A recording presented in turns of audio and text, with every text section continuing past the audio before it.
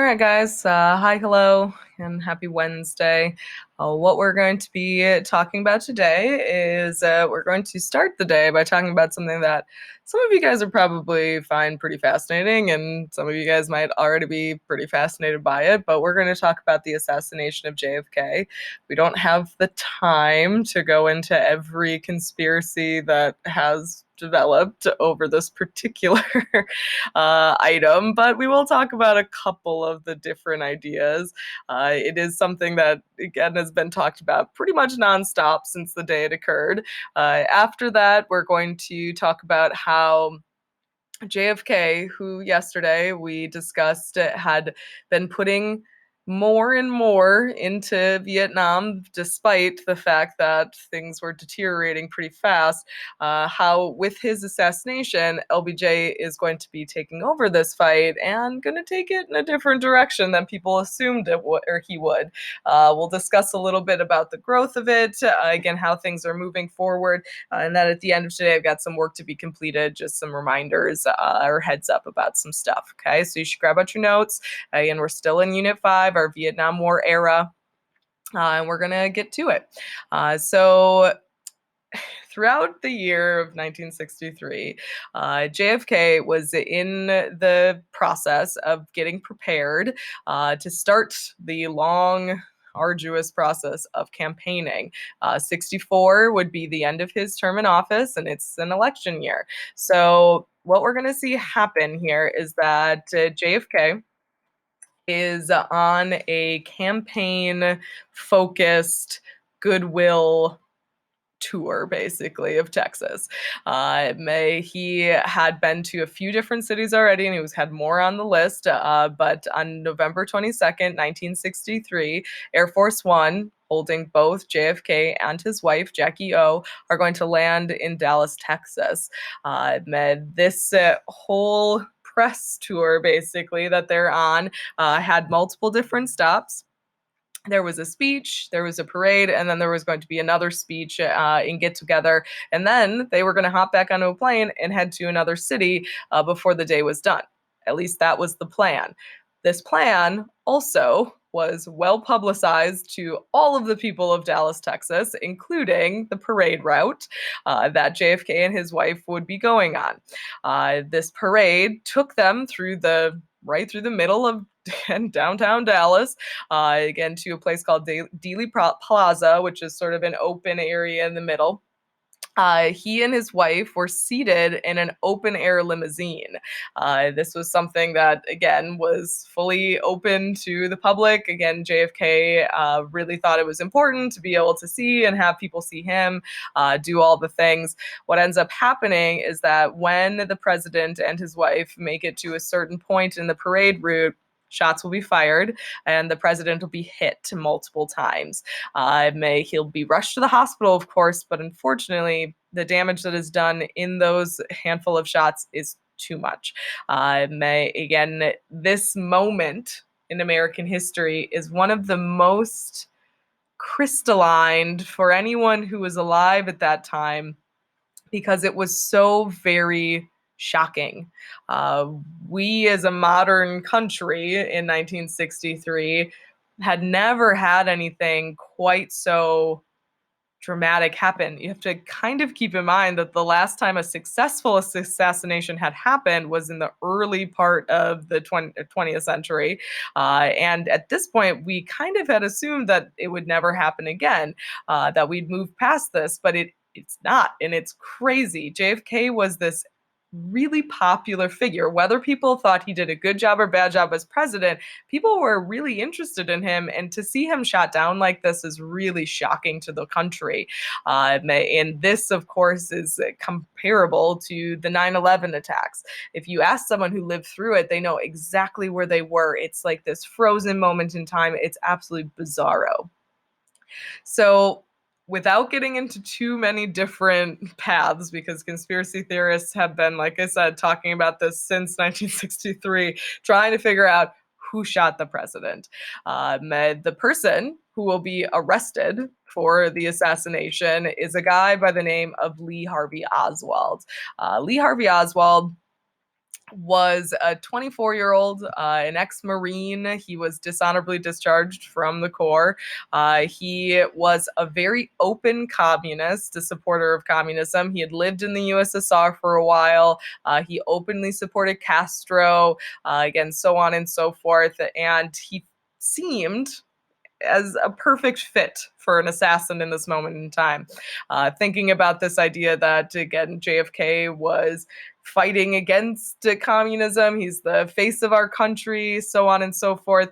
The thing that makes this such a controversial moment in history, not just the fact that a again, president was assassinated in the broad daylight in the middle of the day in a parade. But the fact of the matter is that Lee Harvey Oswald never stood trial for this assassination. He never, again, sat on the stand, was in question. There was no, again, going through this in a public manner, so on and so forth, because he himself will be killed by a guy by the name of Jack Ruby before, as he's being transferred from the, again, Dallas police station going to another place for holding.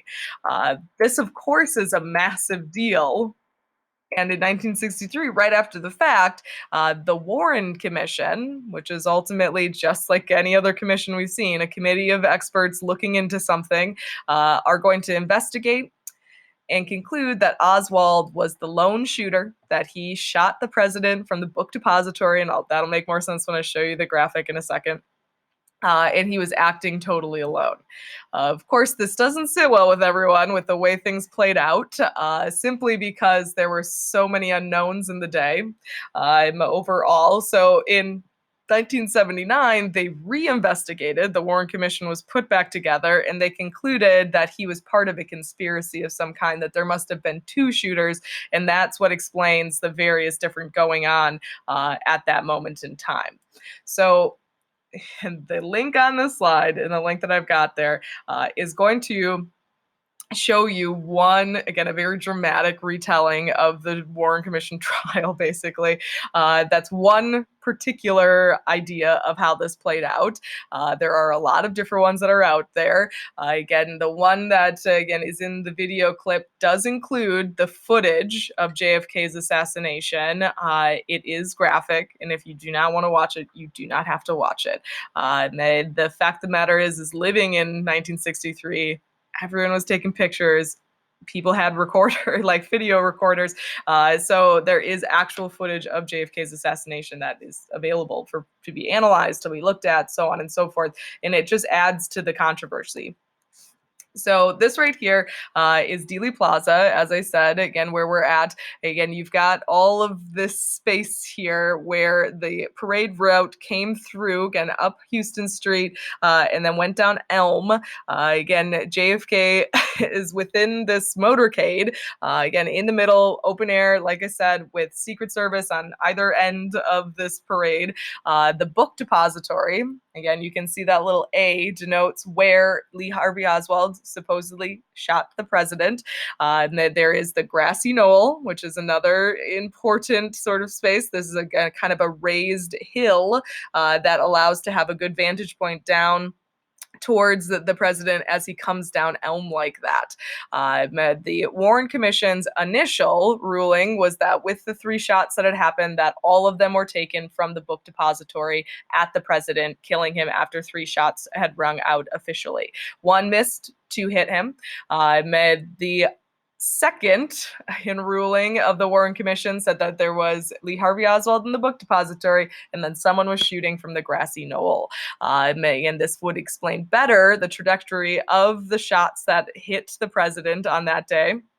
Overall, again, there's a lot of research that's been done into this. Again, other crazy theories were that, again, Lee Harvey Oswald was innocent, that he was set up by the CIA, that, again, the Cuban exiles came back who were wronged in the Bay of Pigs, and they had a hand in the assassination attempt. Some people think that it was the Secret Service, that they accidentally, again, shot the president, and then it set off a bunch of violence. There are so many different possibilities. As far as you guys out there need to know is that the president was assassinated in November of 63, and that his death was a tragedy. That's the big thing that you need to take away from this discussion here. Feel free to fall down the conspiracy rabbit hole on your own time, but we're going to move on.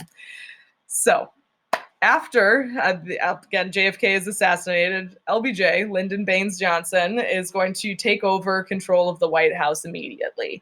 The part where we're going to pick up with here is that LBJ is going to be coming into office, being elected in 64. If you remember back to last unit, we talked about this. He ran on a platform that was focused on domestic policies, again, fighting poverty as well as looking at equality or inequality. And then also he said that he was not going to keep involving us in Vietnam. Okay, so let's see how this really plays out. So before the assassination, JFK had made statements that he was preparing to take the people he had sent to Vietnam and getting them out. There isn't anything official here that we can fully know that that was the decision he made, but there was enough, again, left behind for people to kind of think that JFK wasn't going to fully commit us to this conflict. And when LBJ was running for, again, office in 64, he's a mastermind. He understood that he needed to set himself up opposite to his opponent, but he really was committed to stopping the spread of communism. The domino theory, which we talked about yesterday, is something that LBJ was very concerned with.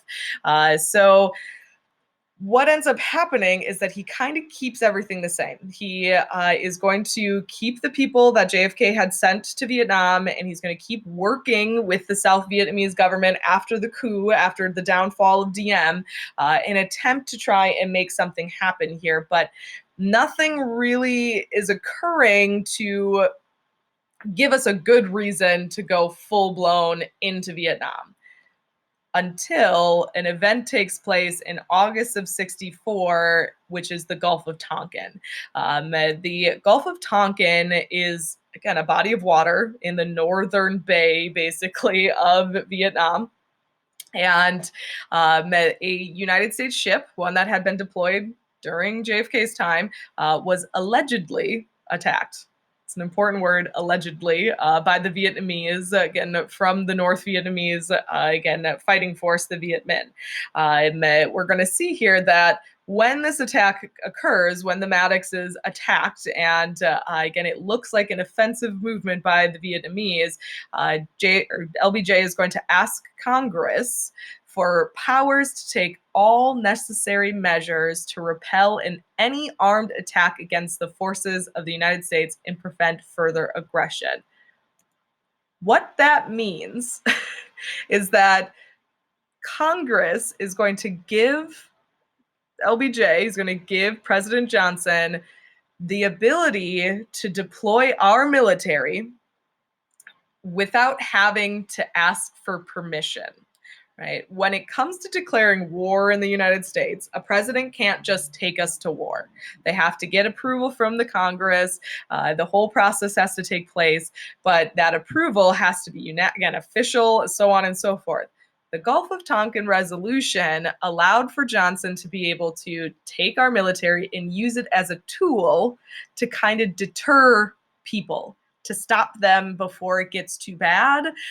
This is a huge change from where we had been at. Any president who wanted to use the military almost always had to declare war in order to be able to use them, because there was no, why would you use our military in such a way, in such an, again, an offensive way, because that's really what this is. With that secured, with that power kind of reined in, we're going to see that LBJ, without declaring war in Vietnam, is going to wage war in Vietnam. It starts officially in the early months of 1965. The very first operation, and again, you know I'm not a military history person, so there's a lot of military history stuff that we're going to skip over in the Vietnam War, and I apologize for those of you guys who love that, but I do really appreciate the operation names because they're all very Awesome. So the first official fighting that is waged in this Vietnam conflict, and I'm going to keep calling it that because it's not a war. If you're going to call it a war, you have to focus on the fact that it is the North Vietnamese fighting the South Vietnamese, and we're helping the South. So Operation Rolling Thunder is going to set all of this into a new level of engagement between the North and the South of Vietnam. It's a sustained bombing campaign, basically. We're just like blanketing the North, trying to root out the supporters of Ho Chi Minh, trying to weaken the communist organization, so on and so forth. And that's where we begin this process, and it's going to continue for a really long time. Of course, these actions that LBJ takes are totally opposite of what he told the American people in his 1964 campaigning. But in the end, he managed to spin it in a way for the American people that they're kind of like, okay, well, that's fine, as long as this is something that's going to help us win the Cold War, to contain communism. This is something I'm going to kind of reference on and off throughout the course of this fighting, is that continually they're going to basically poll America to decide where do they fall on, do they support this, do they not support this. In 65, more than half of Americans thought that, yeah, this is probably the right call for us to send guys over there to, again, ramp up the engagement, to fight with them, so on and so forth.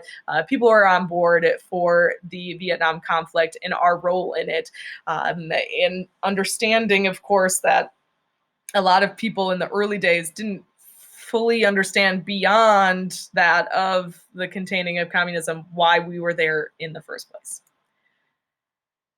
So after LBJ gets that nice approval rating from the American people, he is going to take it as a sign that he can just go with it. So he's going to basically kick it up more and more over the early part of 65 and start sending more and more guys over to fight with the South. Remember, we're there with the South.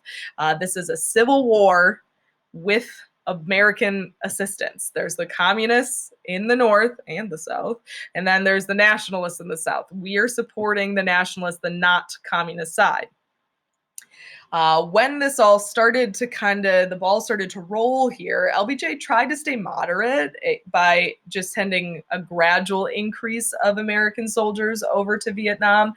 He had to anyways, because again, our standing army wasn't exactly massive at that moment in time. And LBJ, in his, excuse me, first fully elected year as president, remembering he inherited from JFK, he is going to have two guys kind of sitting on either side of him, helping him decide what does it look like? What is the Vietnam policy? And that's really how they refer to it, the Vietnam policy. What does this look like? What is the plan? So the two people who are going to be helping LBJ make the plans in Vietnam, one is Robert McNamara, who is the Secretary of Defense, and then Dean Rusk, who is the Secretary of State. They're his two closest foreign policy advisors, and they were very gung-ho. They're like, yep, this is the right call. Let's send more people there, more people there. Domino theory is real. We need to stop, again, Vietnam from spreading. As this starts to ramp up a little bit, the American public is still mostly supportive. I mean, again, that 61% are still pretty much on board. They're like, okay, more and more guys are going, and that's tough, but it's war. This is what happens. Congress was still on board. They're like, yeah, the Gulf of Tonkin resolution is fine. We don't need a formal declaration of war. In the long run, we're not actually formally at war, so we're just helping as much as possible. The thing about this is that as LBJ's commitment to Vietnam continues, the other parts of his administration, his other advisors, his other cabinet members, other people who had shown him great support in his being elected in 64, he's going to steadily lose support throughout his administration, again, as the years go by, because he is basically betting everything on this Vietnam conflict. By the end of 65, we will have gone from somewhere around 16-ish thousand troops to 180,000 American troops fighting on the ground in Vietnam with the South. That's a huge escalation in not very long of a time. And again, to be very frank with you all, not a lot has won or lost within that time period. It's a long and arduous process to deploy troops to Vietnam. And tomorrow we're going to talk a little bit about what does the deploying kind of look like, and what is it that they're facing once they get on the ground, because Vietnam is a conflict unlike anything we have ever engaged with up to this point overall. Okay, so with that said and done, that's it for notes. You can put your notebooks away. As far as work to be completed, still no assignment yet for this unit. You'll get one tomorrow. What you guys are going to be focused on in these first 2 days right here, again, first couple of days of this unit, is thinking about local history part 2. So again, I posted to Classroom the full directions with the rubric so you can get a look at it. Again, in the coming days, I'm going to post some other stuff for you guys, some videos about how to go about transcribing. Excuse me, again, the ability to be able to kind of figure out what does this look like and what is it I'm looking for. I'll have some examples for you guys to take a look at. And if you're having trouble with this right away, or if you're unsure, please let me know as soon as possible. As soon as you know that there's something kind of funky going on, give me a shout on email. Again, this is something that you can't put off in the last second if you want to earn full credit, because I will be checking progress throughout. You'll have a template, that you'll be editing and working on as you go. All right. So with that said and done, I hope you guys have a good day, and let me know if you need